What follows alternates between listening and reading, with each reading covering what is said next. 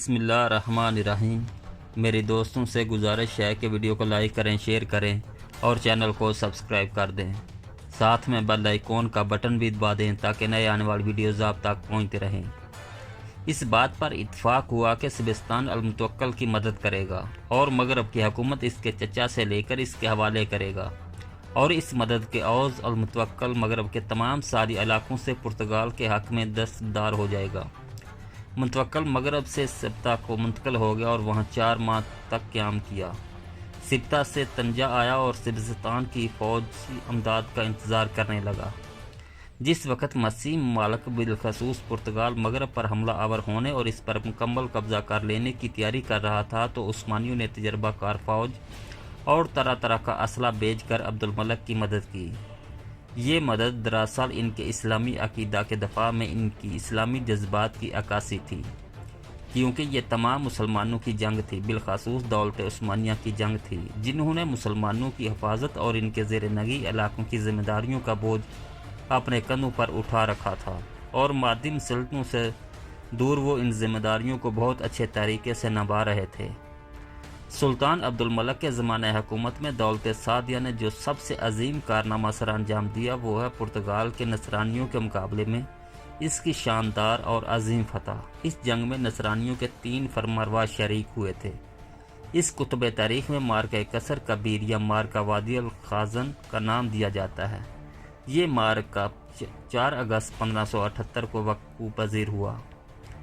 پرتگال ہزیمت اور شکست کی اس داغ کو دور کرنا چاہتے تھے جو مغربیوں کی زوردار ضربوں کی وجہ سے اب تک ان کے دامن پر نظر آ رہے تھے، اور جن کی بدولت انہوں نے آسفی، آزمور اور امیلا وغیرہ مقامات سے یونا سالس کے زمانہ اگست 1521 تا 1557 میں پائی اختیار کی تھی۔ پرتگال کے نئے فرمانروا اسبستان بن یوحنا نے مسلمانوں کے خلاف مقدس جنگ میں کودنے کی کوشش کی تاکہ یورپ کے بادشاہوں میں اس کی شان بلند ہو۔ جب پرتگال نے نئے جغرافیائی انکشافات کیے تو اس کے غرور کی کوئی حد نہیں رہی تھی۔ ان راستوں کے ذریعے اس نے عالم اسلام کا گھیراؤ کرنے کی کوشش کی۔ وہ اسلام اور مسلمانوں سے بالعموم مغربیوں سے بالخصوص کینہ رکھتا تھا۔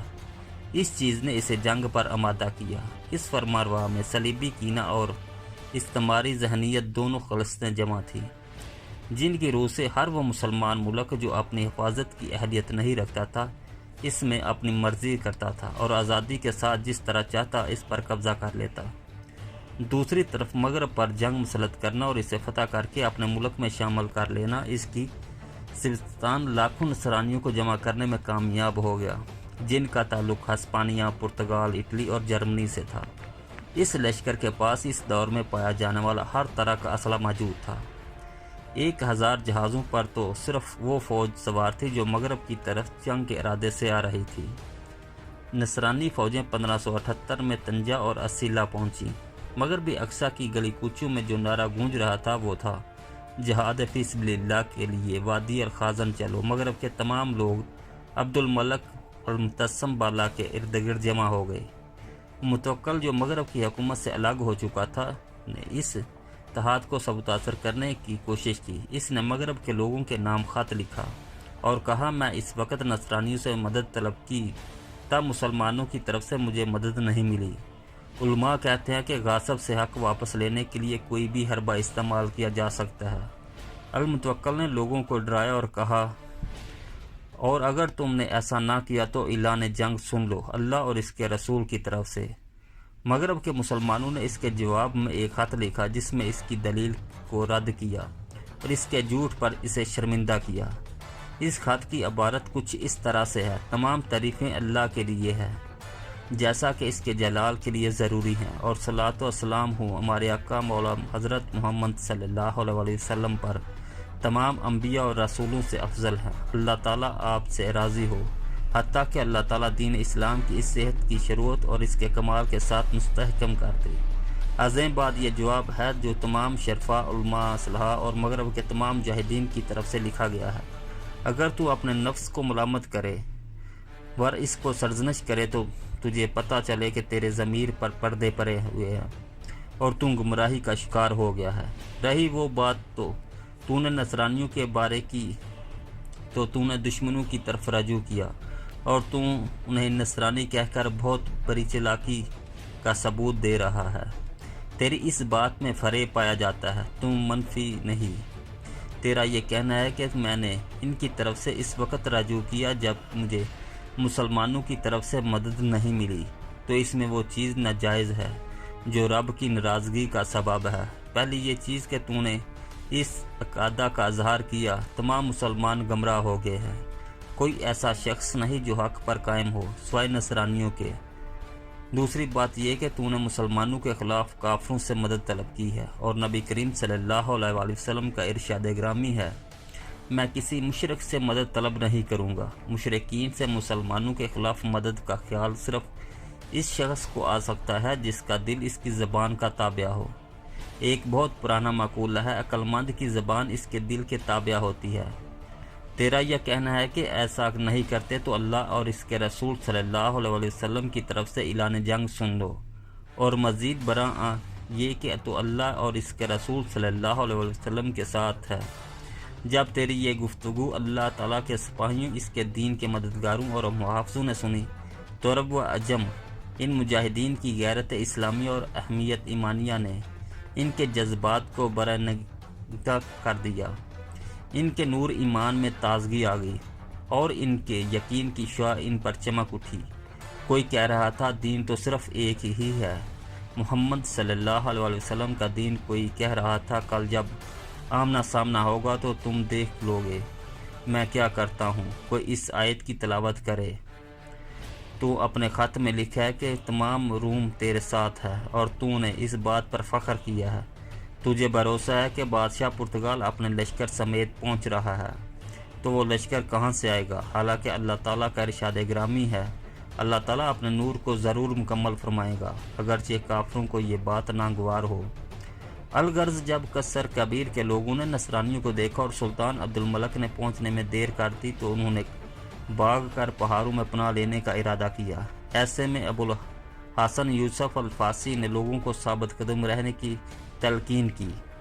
عبد الملک المتسم بالا نے مراکش سے سبستان کے نام خط لکھا اور کہا، تیری سطوت و شوکت تیرے ملک سے تیری روانگی اور بلندیوں سے گزر سے ہی عیاں ہو چکی ہے۔ اگر تو میری آمن تک وہیں ٹھہرے گا تو حقیقی نصرانی اور بہادر ہوگا، اور اگر نہیں تو کتا اور تیرا باپ بھی کتا۔ تو بہادر نہیں، جوان مردی یہ نہیں کہ دیہاتوں اور دور دراز شہروں پر ہلہ بول دیا جائے اور لڑنے والے کے سامنے آنے کا انتظار نہ کیا جائے۔ سبستان پر اس خط کا خاطر خواہ اثر ہوا، اس کے غصے کی کوئی انتہا نہ رہی، اور ارکان لشکر کی مخالفت کے باوجود عبد الملک کی فوجوں کا انتظار کرنے لگا۔ اس کے ارکان حبش اسے کہتے رہے کہ وقت ہے، آگے بڑھو اور تطوان، آرائش اور کثر پر قبضہ کر لو، لیکن وہ عبد الملک کے انتظار میں ایک قدم بھی آگے نہ بڑھا۔ عبد الملک المتسم بالا کے قائدین نے پیش قدمی جاری رکھی، اور اس کا بھائی احمد المسور بھی فاس اور ارد گرد کے لوگوں کے جلوس میں روانہ ہوا۔ بالآخر دونوں فوجوں کا کثیر کبیر کے مقام پر آمنا سامنا ہوا۔ پرتگالیوں کی تعداد 1,25,000 افراد تھی، اور ان کے پاس وہ سارا ساز و سامان تھا جو ایک لشکر کے پاس ہونا چاہیے۔ یورپیوں کا یہ طریقہ ہے کہ جب ان کے کسی لشکر کو شکست ہو جاتی ہے تو وہ اپنے لشکر کی تعداد کم کر کے بتاتے ہیں، اور وہ دشمن لشکر کی تعداد میں بہت زیادہ مبالغہ کرتے ہیں۔ یورپی روایات کے مطابق اس لشکر کی تعداد کچھ یوں تھی: 14,000 پیدل فوج، 2,000 گھوڑ سوار، 36 توپیں، اور اس کے مقابلے میں مغرب کی اسلامی فوج کی تعداد کچھ یوں ہے: 50,000 پیدل، 22,000 گھوڑ سوار، 1,500 تیر انداز، 20 توپیں۔ ابو القاسم المطفی المقصود نے پرتگالی لشکر کی تعداد 1,25,000 افراد بتائی ہے۔ ابو عبداللہ محمد العربی الفاسی نے مرات الحسن میں کہا ہے کہ پرتگال لشکر کی تعداد 1,20,000 افراد تھی۔ وہ روایت جو اس لشکر کی سب سے کم تعداد کو بیان کرتی ہے، اس 80,000 افراد کی ہے۔ پرتگالی لشکر کے ساتھ 20,000 ہسپانوی، 30,000 جرمن، 7,000 اطالوی اور کئی دوسرے ملکوں کے سپاہیوں کی تعداد، ایک بہت بڑی تعداد بھی شامل جنگ ہوئی۔ ان لوگوں کے پاس ہزاروں گھوڑے، 40 سے زیادہ توپیں اور دوسرا سامان حرب بھی موجود تھا۔ یہ تمام بشری طاقتیں اور مادی وسائل بادشاہ سبستان کی قیادت میں تھیں۔ نلائق المتوکل بھی نصرانیوں کے ساتھ تھا اور اس کے زیر قیادت زیادہ سے زیادہ 300 سے 600 افراد تھے۔ مغرب کی اسلامی فوجوں کی تعداد 40,000 افراد تھی، جن کے پاس نصرانیوں کی نسبت زیادہ گورے تھے۔ ان کے پاس صرف 34 توپیں تھیں، لیکن ان کے جذبات بہت بلند تھے، کیونکہ وہ قابض نصرانیوں کے خلاف کامیابی حاصل کرنے کا مزہ چکھ چکے تھے۔ انہوں نے بہت سے سرحدی علاقے ان سے واگزار کرائے، جو بلند و بالا فصیلوں، ناقابل تسخیر قلعوں اور گہری خندقوں میں گرے ہوئے تھے۔ عبد الملک کی قیادت میں لوگوں کا اعتماد تھا، تمام قبائل میں اتحاد تھا، اور تمام صوفی السلاسل کی عبد الملک کو حمایت و تائید حاصل تھی۔ یہ معرکہ تاریخ اسلام میں فیصلہ کن حیثیت رکھتا ہے۔ بالخصوص مغرب کی تاریخ میں شیخ ابو الحسن الفاسی سلسلہ شاذلیہ جزولیہ کے نمائندہ صوفی تھے۔ انہوں نے لوگوں کی ہمتوں کو پست نہ ہونے دیا، لوگوں کے جذبات کو برا نگہداشت کیا۔ اس صوفی بزرگ نے مغربی لشکر کے ایک حصے میمنہ یا میسرہ کے خود قیادت کی اور میدان جنگ میں بہادری کے وہ جوہر دکھائے کہ دنیا نگشت بدان رہ گئی۔ اس وقت تک ثابت قدم رہے جہاں تک کہ اللہ تعالیٰ نے مسلمانوں کی فتح سے ہمکنار کیا۔ مسلمان دشمن کے کندھوں پر سوار ہو گئے، کئی قتل ہوئے اور بے شمار قیدی بنے۔ جب مال غنیمت تقسیم ہونے لگا تو شیخ ابو الحسن پیچھے ہٹ گئے، اپنا حصہ چھوڑ دیا اور مال غنیمت سے کچھ بھی نہ لیا۔ عبد الملک المتوسم بالا، اس کے بھائی ابو الحسن اور عثمانی سپہ سالاروں نے جنگ میں بے مثال جرأت و بہادری کا مظاہرہ کیا۔ تجربات نے عبد المتوسم بالا کو دانا بنا دیا تھا۔ اس نے اپنے دشمنوں کو ایک خاص جنگی چال اور ایک سوچے سمجھے حکیمانہ منصوبے کے تحت ساحل پر لگے بحری بیڑے سے الگ کر دیا۔ عبد الملک آہستہ آہستہ سبستان کو ایک ایسی جگہ لایا جس کو مسلمانوں نے میدان جنگ کے لیے منتخب کیا تھا۔ پھر جب عبد الملک نے حکم دیا کہ پل کوارا اڑا دیا جائے اور گھڑ سواروں کے ایک دستے نے جس کی قیادت کی اس کا بھائی منصور کر رہا تھا، اس حکم کی تعمیل میں پل اڑا دیا تو سبستان اپنے بحری بیڑے سے مکمل طور پر کٹ گیا۔ عبد الملک کے لشکر کی ترتیب کچھ اس طرح سے تھی کہ توپ خانہ مقدمہ جیش میں تھا، اس کے پیچھے پیدل فوج کی صفیں تھی، فوجی قیادت قلب لشکر میں تھی، میمنہ اور میسرہ پر گھڑ سوار تیر انداز اور مسلمان رضاکاروں کے دستے تھے۔ گھڑ سواروں کا کچھ حصہ ریزرو فوج کے طور پر پیچھے تھا، جس نے مناسب وقت پر ضرورت کے مطابق حملہ کرنا تھا۔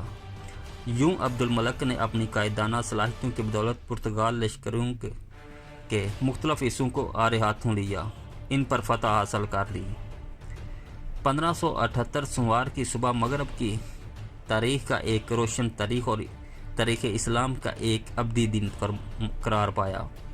سلطان عبد الملک المتوسم بالا نے اپنے لشکر سے خطاب کیا، انہیں نصیحت کی کہ اللہ کا وعدہ ہے، جو اس کی راہ میں جہاد کرے گا اور ثابت قدمی کا مظاہرہ کرے گا، اللہ کریم اسے کامیابی سے نوازے گا۔ انہوں نے قرآن کریم کی یہ آیت تلاوت کی، اور اللہ ضرور مدد فرماتا ہے اس شخص کی جو اس کے دین کی مدد کرتا ہے، بے شک اللہ قوت والا اور غالب ہے، اور نہیں مدد مگر صرف اللہ کی طرف سے، بے شک اللہ غالب ہے، حکمت والا ہے۔ انہوں نے لوگوں کو نصیحت کی کہ جنگ میں ثابت قدمی غرض ہے، اور یہ آیت کریمہ تلاوت کی: اے ایمان والو، جب تمہاری کافروں کے لشکر سے مل بیر ہو تو انہیں پیٹھ نہ دکھاؤ۔ اے ایمان والو، جب تم کسی گروہ سے جنگ کرو تو ثابت قدم رہو اور کثرت سے اللہ تعالیٰ کا ذکر کرو تاکہ تم فلاح پا جاؤ۔ لوگوں کو ڈسپلن قائم رکھنے پر آمادہ کرنے کے لیے یہ آیت تلاوت کی: بے شک اللہ ان لوگوں کو پسند کرتا ہے جو اللہ کی راہ میں صفیں باندھ کر لڑتے ہیں، گویا وہ سیسا پلائی ہوئی دیوار ہے۔ عبد الملک نے ایک ایسی حقیقت کا بھی ذکر کیا جس میں کوئی شک نہیں تھا۔ انہوں نے کہا، اگر آج رومی غالب آ گئے تو پھر کبھی بھی اسلام کے لیے کوئی کوشش بار آور ثابت نہیں ہو سکے گی۔ اپنی تقریر کے دوران انہوں نے قرآن آیات کی تلاوت کی۔ آیات قرآنی کا سننا تھا کہ لوگوں میں ذوق و شہادت انگرائی لینے لگا۔